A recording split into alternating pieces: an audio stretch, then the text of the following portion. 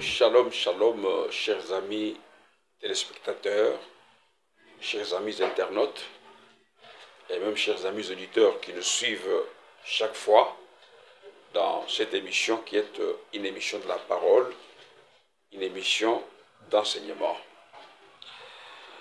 Nous avons un grand thème, comme je vous avais promis au début, lorsque nous avons commencé ce thème. Le thème est intitulé « La réforme ». Et dans la réforme, nous sommes en train maintenant de parler sur l'Église. Aujourd'hui, nous allons vous apporter encore un sous-thème. Parce que dernièrement, on avait parlé de l'Église, son appel, sa mission et sa vocation. Ou plutôt, sa destinée. Mais aujourd'hui, nous voulons parler des acquis, les acquis de l'œuvre salvatrice. Les acquis de l'œuvre salvatrice. Mes chers bien-aimés dans le Seigneur, pour réformer dans l'état originel, il y a une condition indispensable. C'est quoi? Je reviens toujours. C'est redéfinir tout. Quand nous parlons du mot redéfinir tout, c'est ça la vraie réforme. Parce que quand nous remarquons comment nous prêchons la parole aujourd'hui, la plupart des choses que nous sommes en train d'enseigner, c'est beaucoup plus les histoires qui nous ont été amenées par les religieux et beaucoup plus l'Église romaine et ensuite d'autres qui ont suivi l'Église romaine. Mais la réalité se trouve dans la bouche du Maître et ensuite ses envoyés, ses apôtres, qu'il a formé et qu'il a envoyé dans le monde pour enseigner au monde à respecter tout ce qu'il leur avait prescrit. C'est ça le vrai enseignement. Nous pouvons donner des interprétations d'une manière ou d'une autre, selon la manière dont on nous a amené la parole, et surtout selon la manière aussi dont on nous a enseigné dans les théologies. Mais le vrai enseignement, ça vient du Maître. C'est pourquoi la redéfinition consiste à nous conformer à l'image qu'Adonai attend de cette Église, sans tâche. Je voudrais reprendre cette phrase-là, car elle est d'une importance capitale. J'ai dit ceci. La redéfinition consiste à nous conformer à l'image qu'Adonai attend de cette Église, sans tâche. Voyons un peu Éphésiens, chapitre 5. Nous allons lire le verset 27. Qu'est-ce que la Bible dit? Éphésiens 5, verset 27. Écoutez ce que la Bible nous dit.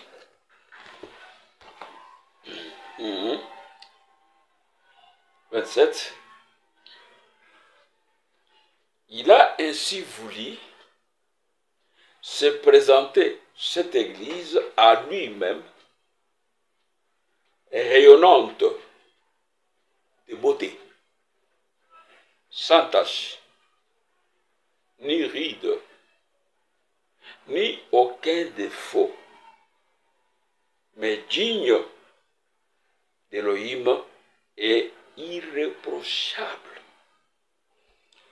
Voilà comment la tête du corps, qui est Adonai, veut voir son Église, qui est son épouse. Je reprends ce verset-là. Il a ainsi voulu se présenter cette Église à lui-même. Donc, vous voyez, il veut que cette Église, quand elle sera représentée devant lui-même, elle soit comment? Elle soit rayonnante de beauté. Formidable. Que cette Église soit rayonnante de beauté, sans tache, ni ride, ni aucun défaut, mais digne d'Élohim et irréprochable. Voilà comment le maître de l'Église veut voir son Église. C'est pourquoi, pour bien comprendre ce terme, nous aurons des versets que nous allons lire pour vous convaincre dans l'enseignement du maître et de ses disciples qui, quand ils sont restés sur la terre, après avoir écouté l'enseignement dans la bouche autorisée, l'ont aussi véhiculé. Lorsque nous prenons Jean chapitre 13, verset 13, le Seigneur dit ceci: vous m'appelez maître et Seigneur, vous dites bien, car je le suis. Or, maître, c'est un enseignant. Il l'admet par l'affirmation faite dans ce présent message. Vous n'avez qu'à lire Jean 13, 13. Il dit à ses disciples: vous m'appelez maître et Adonai. Vous dites bien, car je le suis. Ça veut dire que le Seigneur n'a pas nié qu'il n'est pas maître. Il confirme d'ailleurs la déclaration des apôtres en leur disant: vous m'appelez maître et Seigneur, vous dites bien. Oh, vous n'avez pas menti, car je le suis, c'est-à-dire je suis votre maître et je suis votre Seigneur. Mes chers bien-aimés, les acquis de l'œuvre salvatrice, c'est là que vous comprendrez que de foi, ce que nous confirmons, ce que nous enseignons, ce que nous témoignons dans nos rassemblements, nous nous écartons beaucoup de la réalité de l'enseignement du Maître et véhiculé par ses apôtres. Je voudrais qu'on prenne d'abord Jean, chapitre 7, verset 45 à 47. Qu'est-ce que Jean dit? 7, 45 à 47. Nous allons lire. Ok. Jean chapitre 7, 45 à 47. Il dit ceci: les gardes du temple retournèrent auprès des chefs, des prêtres et des pharisiens. Ceux-ci leur demandèrent: pourquoi ne l'allez-vous pas amener? Ils répondirent: personne n'a jamais parlé comme cet homme. Le verset 47. Quoi? Répliquèrent les pharisiens. Vous aussi, vous vous y êtes laissé prendre. Je voudrais voir un peu, ça c'est la version Thompson. Qu'est-ce que je dis? La version Semer. Je vois un peu la version Louise Conscofield. Qu'est-ce qu'il dit? Parce qu'il y a encore la manière dont il a bien traduit là-bas. Louise Conscofield, chapitre 7 de Jean. Voilà. Nous allons prendre le verset 45-47. Il dit ceci. Ainsi, les huissiers retournèrent vers les principaux sacrificateur et le pharisien. Vous devez comprendre que les principaux sacrificateurs et les pharisiens à l'époque de Yehoshua n'étaient pas n'importe qui.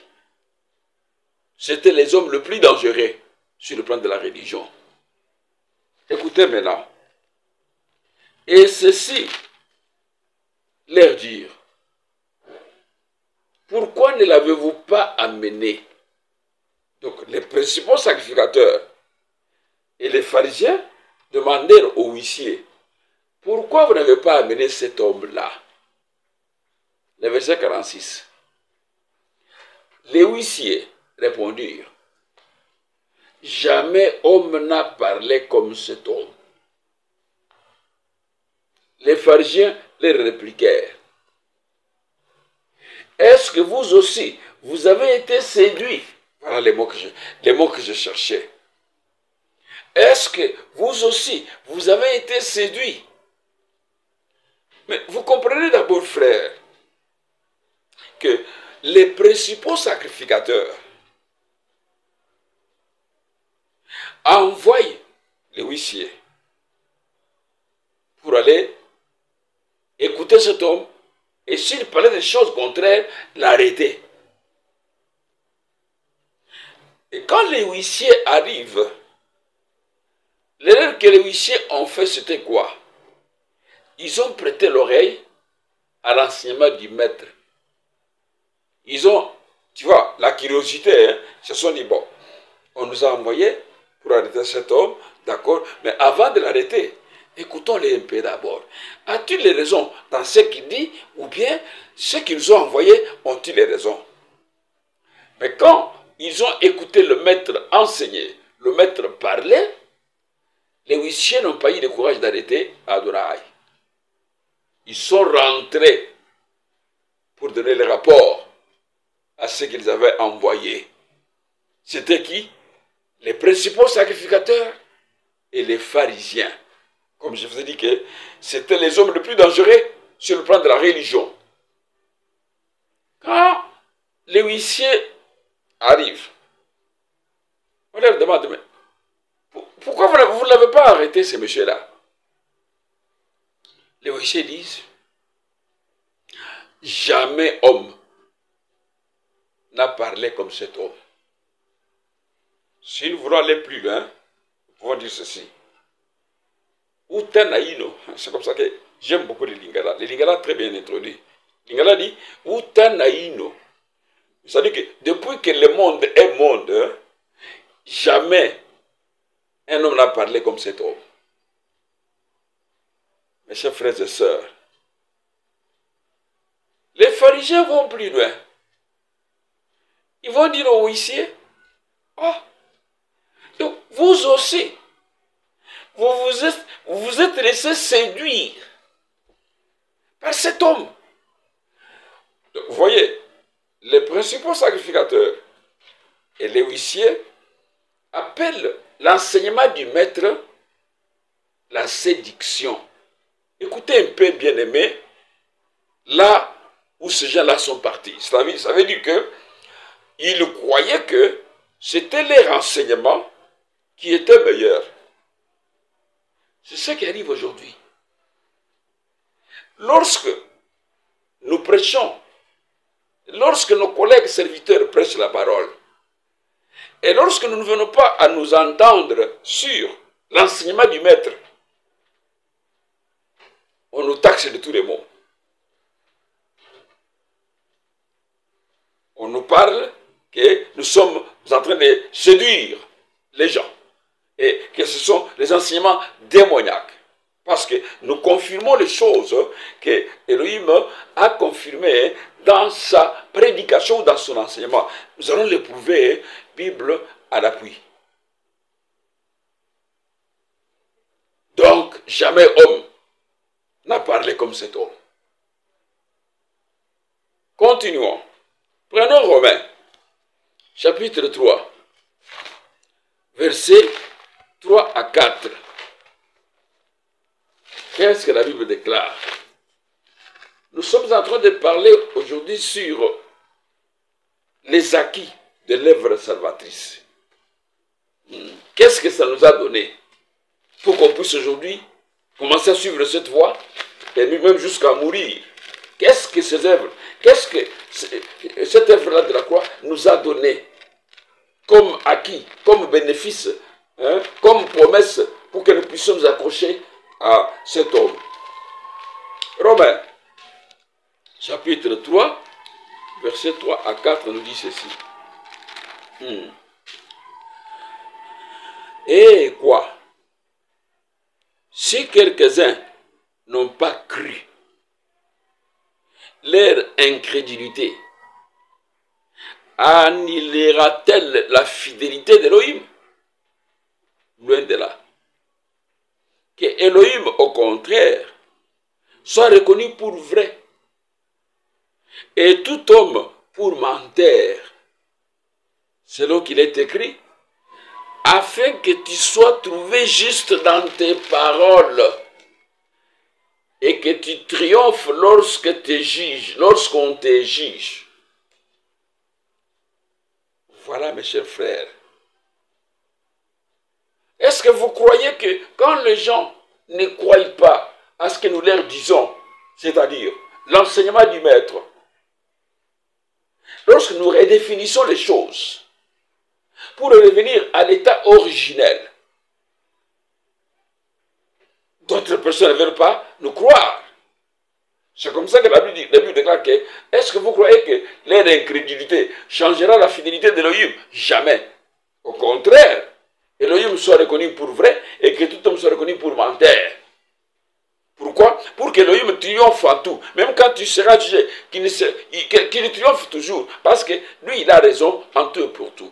Quand il a parlé la chose, c'est vous, frères et sœurs, qui devez faire confiance au message de l'Adonai, pas au message des hommes, pas aux interprétations des hommes.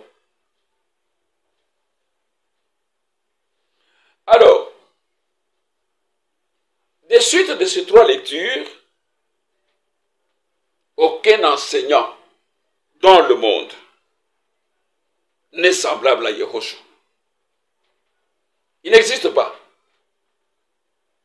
Dès lors, les rachetés que nous sommes, les sauvés que nous sommes, la vraie Église doit donc suivre son enseignement, croire en son enseignement et les confesser. Ne pas croire aux faux enseignements des gens ou aux fausses interprétations des gens qui nient même ce que Yehoshua a parlé, ce qu'Adonai a enseigné. C'est pourquoi les acquis de l'œuvre salvatrice sont tellement multiples. Nous pouvons en faire aussi autant d'émissions pour vous faire voir ce que nous avons reçu de Yehoshua par l'acte qu'il a posé sur la croix, par le sang qu'il a versé sur la croix. Nous avons reçu beaucoup de choses. Mais néanmoins, nous allons aller vers l'essentiel pour donner la connaissance aux bien-aimés qui nous font confiance, pour que tous ensemble, nous puissions nous préparer au grand départ que nous attendons nous tous, l'enlèvement de l'Église. Alors, quels sont les acquis de l'œuvre salvatrice? Comme je venais de vous le dire, il y en a beaucoup. Mais nous en citerons certains, et le long de cet enseignement, nous aurons à apporter la preuve. Un acquis, c'est ce qui vous est dévoué, ce qui vous est donné. ce qui vous appartient de droit, ce qui vous est propre. En tout cas, mes chers frères et sœurs, vous tous qui nous suivez à travers le monde, et vous qui sommes avec nous dans ce message ou dans cette émission, nous disons que un acquis, c'est ce qui vous est dévoué. C'est ce qui vous appartient de droit.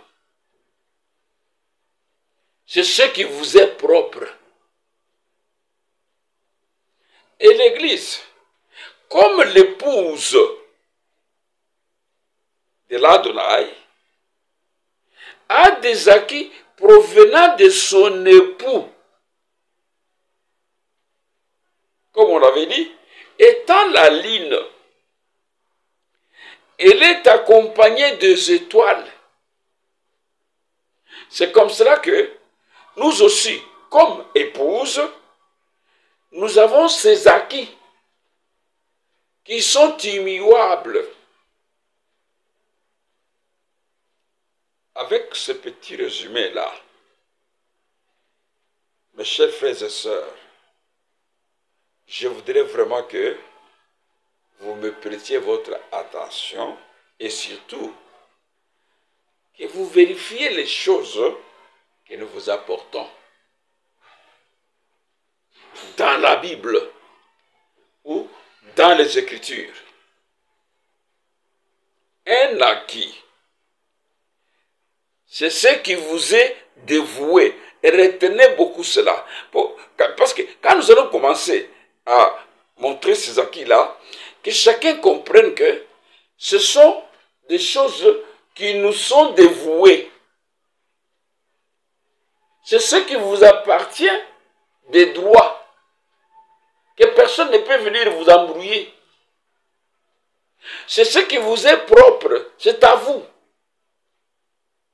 Et c'est comme ça que j'ai dit que et l'Église, comme épouse, a des acquis provenant de son époux. Donc l'époux a aimé son épouse et il lui a amené des histoires qui sont propres à elle, son épouse. Le premier acquis, c'est la rédemption. La rédemption. N'oubliez pas, un acquis, c'est ce qui vous est dévoué, ce qui vous appartient de droit, ce qui vous est propre. C'est pourquoi nous disons, le premier acquis que nous voulons voir actuellement, maintenant même, c'est la rédemption. Prenons les Écritures. 1 Pierre, chapitre 1er. Nous allons lire le verset 18 à 20. 1 Pierre, chapitre 1er, verset 18 à 20. Suivez-moi très bien, mes chers amis. Vous savez que ce n'est pas par des choses périssables, par de l'argent ou de l'or, que vous avez été rachetés. Suivez très bien. Rachetés de la vaine manière de vivre que vous aviez hérité de vos pères. Ah, ok.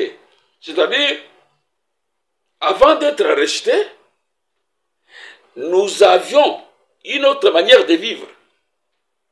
Et cette manière-là, nous l'avons reçue de nos pères.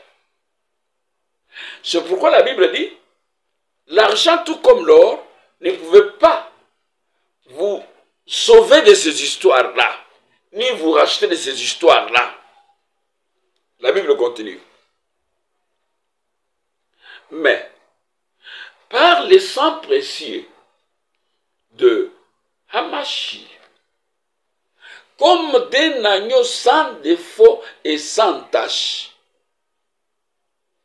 prédestiné avant la fondation du monde, il fut manifesté à la fin des temps à cause de vous. 21. Par lui, vous croyez en Elohim qu'il a ressuscité des morts et lui a donné la gloire, en sorte que votre foi et votre espérance reposent sur Elohim. Continuons. Ayant purifié vos âmes, écoutez s'il vous plaît, on dit ayant purifié vos âmes. Donc, il a purifié nos âmes. C'est un acquis.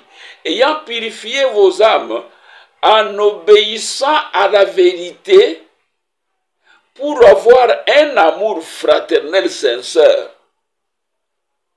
Aimez-vous ardemment les uns les autres de tout votre cœur. Mes chers frères, vous avez été libérés de cette manière futile de vivre. Et ceci par le sang précieux. Le sang précieux qui nous a amené la rédemption, qui nous a rachetés de la vaine manière que nous vivions, hérités de nos pères. Vous voyez là où nous disons que les histoires de nos pères, générations et liens de pères, c'est un mauvais enseignement, qu'on le veuille ou pas. C'est un très mauvais enseignement. Parce qu'il contredit cet acquis. Là, je vais beaucoup insister. J'ai la colère sainte. Je vais insister. Je dis ceci. Je reprends 1 Pierre, chapitre 1er, 18. Vous savez que ce n'est pas par des choses périssables, par de l'argent ou de l'or. Maintenant écoutez, que vous avez été rachetés de la vaine manière de vivre que vous aviez hérité de vos pères. Mais c'est ce qu'aujourd'hui on nous enseigne dans nos églises. Les liens de père, de père, de père, de père. Mais ici, l'enseignement de Hamashiach contredit ce que les hommes de Dieu prêchent aujourd'hui dans nos églises. L'enseignement dit que vous avez été rachetés de la vaine manière de vivre que vous aviez hérité.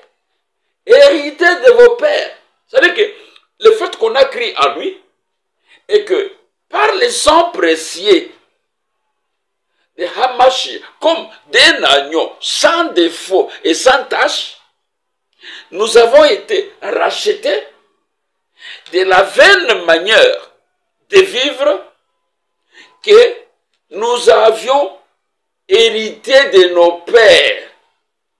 À partir de ce verset ici, voilà le premier acquis, la rédemption. Donc, tout ce qui prêche des histoires qui touchent le Père, la vie du Père, et comme ça, ils sont dans le faux. Parce que la Bible est claire. Attention, je vous ai dit que un acquis, c'est ce qui vous est dévoué. Ce qui vous appartient de droit. Qui vous est propre. Ça veut dire que la rédemption, pour tous ceux qui croient en Yehoshua,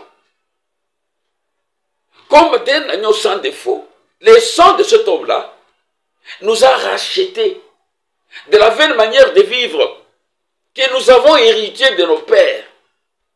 Mais maintenant, frère, quand vous me parlez que non, écoutez, vous savez, votre père, votre grand-père, votre arrière-grand-père, pendant que la Bible me dit que j'ai été racheté de cette vaine manière-là de vivre que j'avais hérité de mes pères. Maintenant, qui dit vrai? C'est le maître ou c'est nous les serviteurs? Voilà là où je dis que des fois, nous interprétons mal la parole que nous prêchons. C'est clair. Vous avez été libérés de cette manière, fut-il de vivre, que vous ont transmis vos ancêtres. Et ceci par le sang précieux. D'où la question de savoir, pouvons-nous encore être condamnés à cause des péchés de nos ancêtres, comme ça se confesse aujourd'hui dans les églises?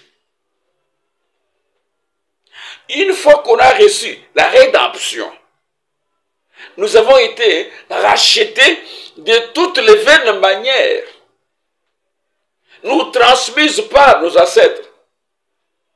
Bref, les liens entre eux et nous a été coupé.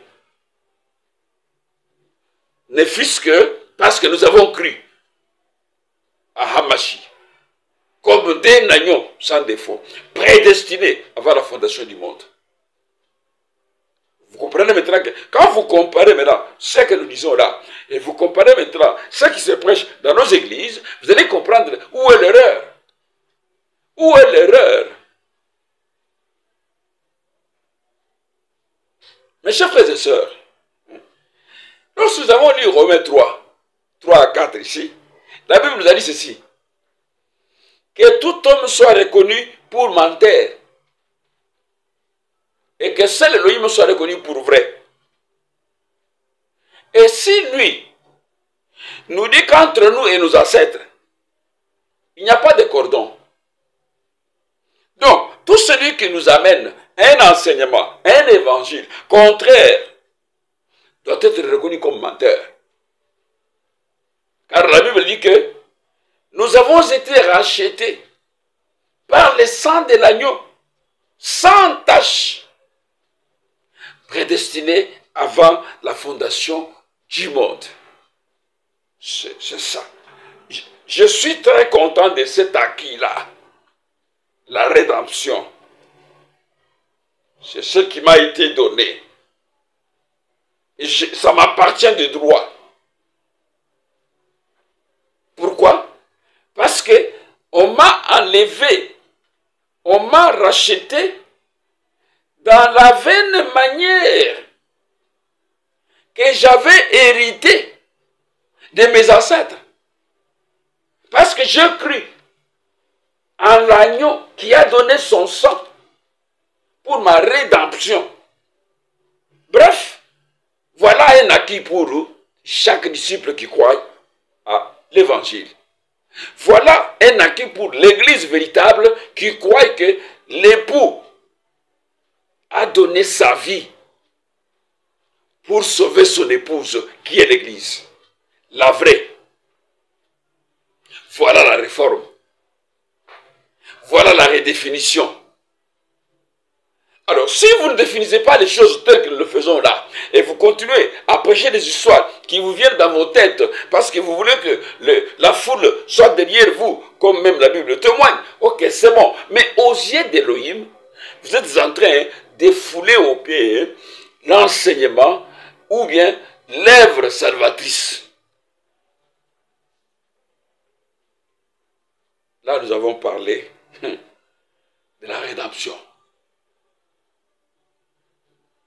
Donc, bref, la rédemption, c'est notre acquis. Et personne ne peut nous les ravir. Vous voyez pourquoi nous autres, des fois il y a des histoires que nous n'acceptons pas. Parce que les gens les prêchent mal. Deuxième acquis. C'est formidable. Les pardons des péchés. Ça, c'est un deuxième acquis. Le pardon des péchés. Nous allons aussi lire la Bible pour voir si c'est la Bible ou c'est le Seigneur qui dit vrai ou c'est le Seigneur qui ment et que nous prêchons bien, nous disons bien. Voyons les pardons des péchés. Nous sommes dans Colossiens. Colossiens chapitre 2. Chapitre 2, verset 13, qu'est-ce que Colossiens dit? Chapitre 2, verset 13, pour deuxième acquis. 13 dit ceci. Vous qui étiez morts par vos offenses et par l'incirconcision de votre chair, il vous a rendu à la vie avec lui, en nous faisant grâce pour toutes nos offenses. Oh, je disais dans ce sujet que la réforme, c'est un combat difficile. Et j'avais insisté même en disant que si vous n'êtes pas apte pour parler de la réforme, écartez-vous. Parce que vous aurez beaucoup d'ennemis qui vont se soulever pour vous combattre. C'est pourquoi si vous n'êtes pas vertébré, vous n'irez pas avec la réforme. Voilà la réforme. Elohim me témoigne. Il dit, vous qui étiez, c'est le passé, non? Ce n'est pas le présent. Vous qui étiez morts, vous qui étiez morts par vos offenses et par l'incirconcision de votre chair, il vous a rendu à la vie. C'est-à-dire qu'il vous a fait quitter le monde des morts, le monde des péchés. Maintenant on dit, il vous a rendu à la vie. Comment? Avec lui. Il vous a rendu à la vie avec lui. Maintenant écoutez la phrase. En nous faisant grâce pour toutes nos offenses. Mes chers frères et sœurs, voilà le message. Pourquoi il devait quitter le ciel, descendre sur la terre pour venir jouer et ne pas accomplir l'œuvre pour laquelle il était venu accomplir sur la terre? Il fallait qu'il soit resté au ciel et qu'il envoie quelqu'un d'autre. Mais lui-même descend. Il fait le travail remarquable. Mais vous restez, vous commencez à embrouiller les disciples. Vous voulez prêcher des histoires qui ne cadrent pas avec l'enseignement du maître. La Bible est claire. En lui, il nous a rendus à la vie avec lui. Il nous a fait grâce sur toutes nos offenses.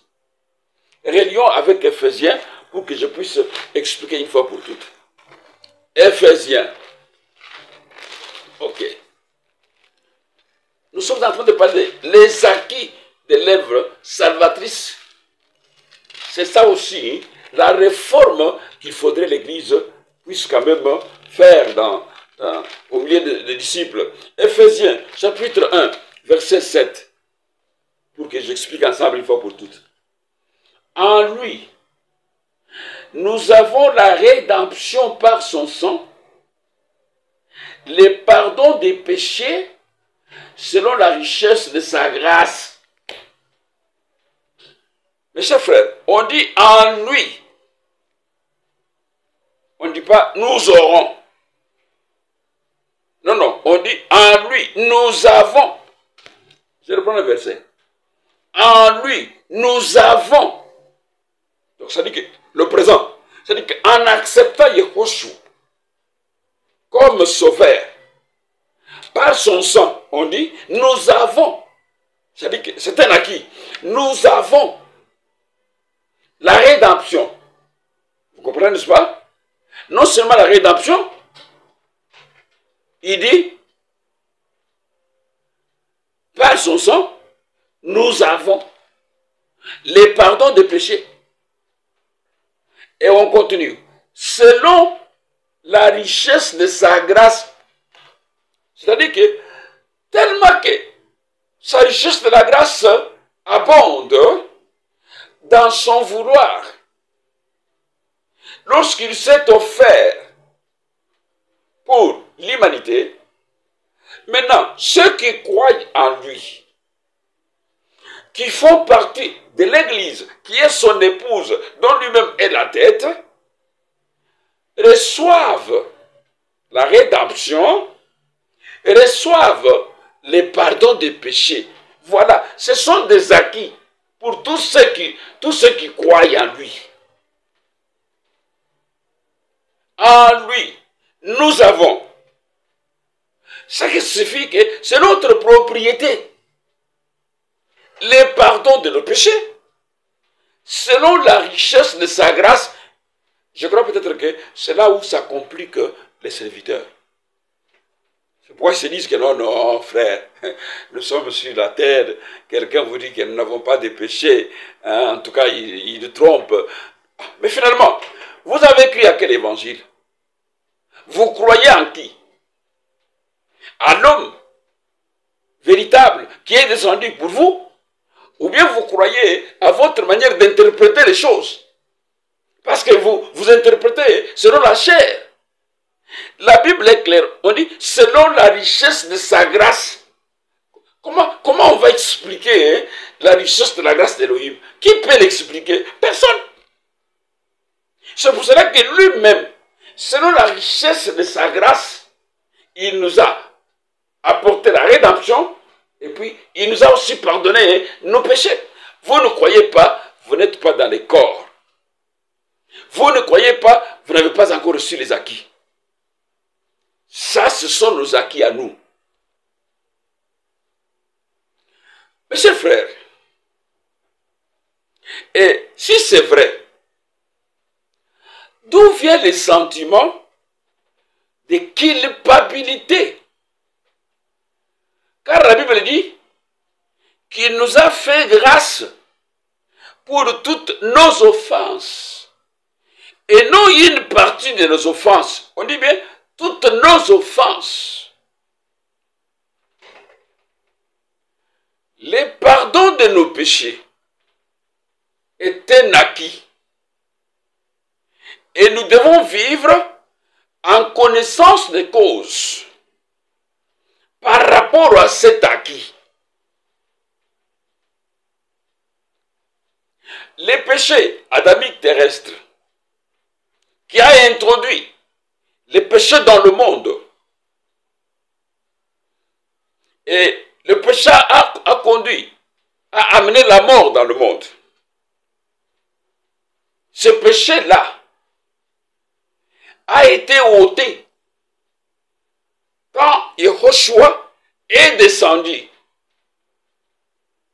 Et nous avons récupéré la vie perdue dans le jardin d'Éden. C'est ainsi qu'avec assurance, lorsque Jean l'a vu, il a crié, « Voici l'agneau de Dieu, l'agneau d'Élohim, qui ôte le péché du monde. » Jean avait bien pesé les mots, mes chers frères. « Voici l'agneau de Dieu, qui ôte le péché du monde. » Jean n'a pas dit qui ôte le péché des Juifs seulement. Non. Qui ôte le péché du monde. C'est-à-dire que Jean parlait sur la prophétie. Il parlait prophétiquement que le monde entier, voici l'homme, cet homme qui est venu ici. Il est venu pour ôter. Vous tous qui me suivez à travers le monde, quand on dit ôter, ça veut dire quoi? Prenons un arbre. Quand on déracine cet arbre, qu'est-ce qui va rester là-bas? Maintenant, pour lui, on dit qu'il est venu pour ôter ces péchés-là de la désobéissance de nos parents dans le jardin d'Éden. Ce péché-là qui a mené la mort. Il a fallu que ce péché-là puisse être ôté sur la terre. Mais qui pouvait l'ôter? Parce que tous ont péché et sont privés de la gloire d'Élohim. C'est comme ça qu'Élohim, dans son plan, comme il l'a fait dans le jardin, quand il a découvert que Adam et Ève étaient devenus nus, la Bible nous dit qu'il est allé, il les a amenés, les habits de peau, il les a revêtus. Et puis il les a chassés. C'est pour vous dire, il prévoyait déjà que je sauverai cet homme, je sauverai cette femme. C'est pourquoi les habits de peau, que les habits ici, c'est-à-dire qu'un sacrifice s'est passé quelque part, dans sa préscience. Et quand le temps prévu par Elohim était comment dirais-je, accompli, Yahushua les en dit. Et Jean le montre, il dit, voici l'agneau de Dieu qui ôte le péché du monde. Mes chers frères et sœurs, posons-nous la question de savoir pourquoi dans nos églises, on nous parle toujours des péchés. De votre vivant, si vous n'avez pas reçu Adonai, qui pardonne le péché, à votre mort, peu importe les cérémonies qui seront faites par le pasteur, par le prêtre, n'est-ce pas ça? Nous demeurons des pécheurs. Oui, nous devons le recevoir de notre vivant pour recevoir le pardon des péchés. Qu'est-ce que cela veut dire? Si je crois en l'homme qui m'a sauvé, en l'homme qui a donné son sang pour moi, la Bible me témoigne qu'il m'apporte la rédemption. La Bible me témoigne qu'il m'apporte le pardon de péché. C'est tout. Dès ce moment-là, si l'assemblée s'est réunie, on dit c'est l'assemblée des saints. Lorsque l'assemblée s'est réunie, avec l'enseignement que chaque disciple a reçu, comme nous le faisons là, c'est une assemblée qui vient pour rendre gloire à Elohim, comme on dit dans les Écritures, que faire lorsque vous vous rassemblez. L'un a un cantique, l'autre a une exhortation, ainsi cela, que tout se fasse dans la bienséance.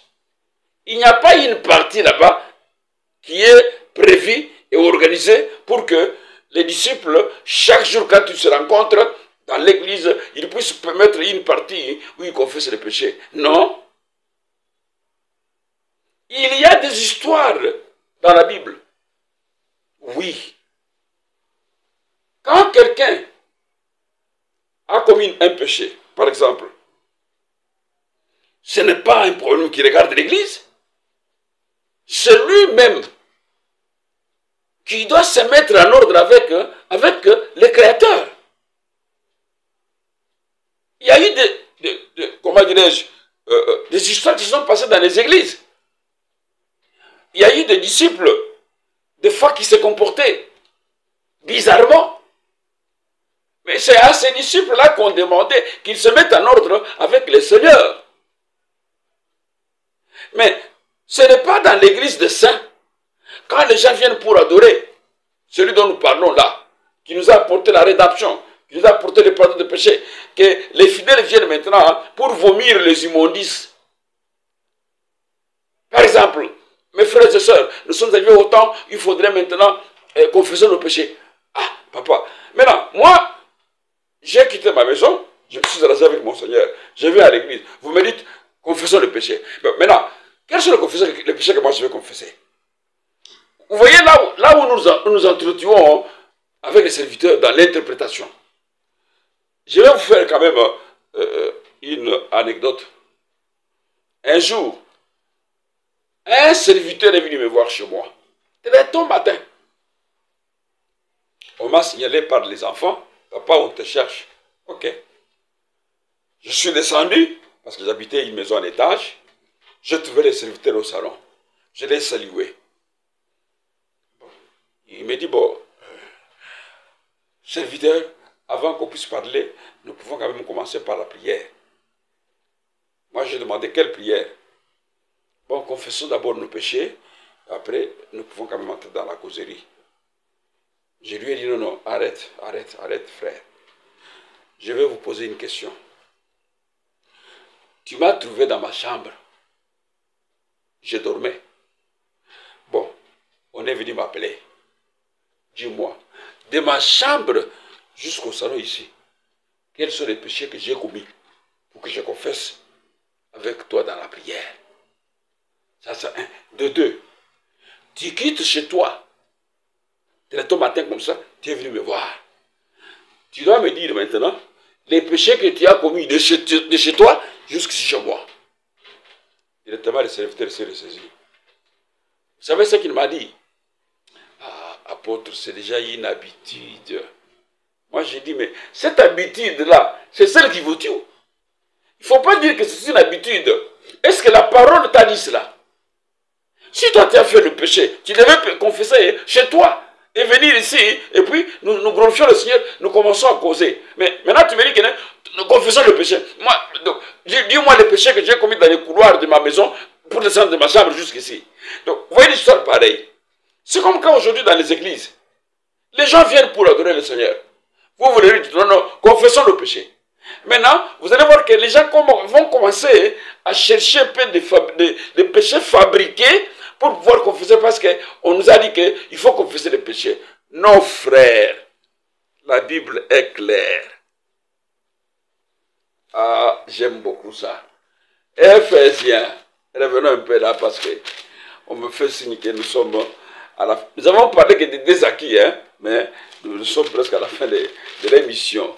Ok, Éphésiens chapitre 1er, verset 7, peut-être nous aurons un peu aussi continuer encore pour d'autres. Écoutez. En lui, nous avons la rédemption par son sang, le pardon de péché. Nous avons la rédemption par son sang. Écoutez très bien. Ce n'est pas par notre effort. Non, non. L'homme ne peut jamais être justifié par ses propres efforts. Mais on dit, par son sang, les pardons de péché, selon la richesse de sa grâce. Je vous donne encore le verset 8. Hein. Il dit qu'Élohim a répandu abondamment sur nous par toute espèce de sagesse et d'intelligence. Mes chers frères, le Créateur a mis des histoires pour nous. Il les a fait grâce à sa richesse qui dépasse notre entendement. Mais vous ne voulez pas croire à cette œuvre. Vous interprétez les histoires de votre manière. Et vous dites, non. Les gens qui disent que non, les fidèles ne peuvent pas aujourd'hui confesser. Ce sont des enseignements démoniaques. Oh frère, quand quelqu'un fait mal, s'il a commis une bêtise, ça ne regarde pas l'Église. S'il a fait mal à son frère, il va aller maintenant à l'Église pour dire que non, Seigneur, pardonne-moi, j'ai fait mal à mon frère. Non. Il doit aller rencontrer son frère pour lui dire que, en tout cas, cher frère ou chère sœur, j'avais mal parlé de toi, vraiment, en tout cas, pardonne-moi. L'histoire termine. Si quelqu'un est en désaccord avec Elohim, ça ne regarde pas l'Église. Il ne peut pas venir maintenant dans l'assemblée pour nous habiller maintenant tout ce qu'il a fait. Non. Il doit se mettre en ordre avec son Seigneur. C'est pourquoi vous avez vu que le maître disait un jour que non, quand vous allez pour offrir, mais vous vous rappelez que tel a un problème contre vous. Vous laissez votre offrande. Allez vous mettre en ordre avec lui et venez maintenant offrir. Vous voyez l'enseignement du maître. Vous n'allez pas offrir pendant que vous avez un problème avec quelqu'un. Arrangez-vous avec quelqu'un, hein. Venez maintenant offrir. Maintenant, vous voulez que non, qu'on ne dise pas ça. Hein? Donc, ça dit que la manière, façon, je reviendrai, parce que nous sommes presque à la fin de l'émission, je reviendrai. Comprenez d'abord que nous parlons des acquis de l'œuvre salvatrice. Nous redéfinissons les choses selon l'enseignement du maître et véhiculé par les apôtres. Nous éliminons toutes les mauvaises interprétations de la parole par les serviteurs pour le remettre sur l'enseignement originel tel que le maître l'enseignait. Et la vision que le maître avait pour l'humanité, pour l'homme, pour la femme, bref, pour l'Église. Il a amené des histoires formidables pour l'Église. C'est pourquoi aujourd'hui nous avons parlé des acquis. La rédemption et les pardons de péché. Nous allons continuer prochainement pour voir encore d'autres acquis que nous avons bénéficié. Ça va? Par l'œuvre salvatrice que Yahushua a accompli sur la croix. Ça nous appartient. C'est dans notre droit. C'est notre part. Personne ne peut nous ravir ça. Et quand vous m'amenez un enseignement qui me fait sortir de ce que j'ai droit, que ce que lui m'a donné, Yahushua m'a donné de droit, je n'accepterai pas ça. Ah, il y a beaucoup de choses à dire. Mais qu'Adonai nous fasse grâce, nous allons continuer. Au nom des autres équipes techniques qui m'ont accompagné, et à mon nom personnel, je vous dis au revoir. Protégez bien les acquis de la croix et vous vivrez sur cette route vivante que lui m'a inaugurée pour nous. Hamash vous bénisse.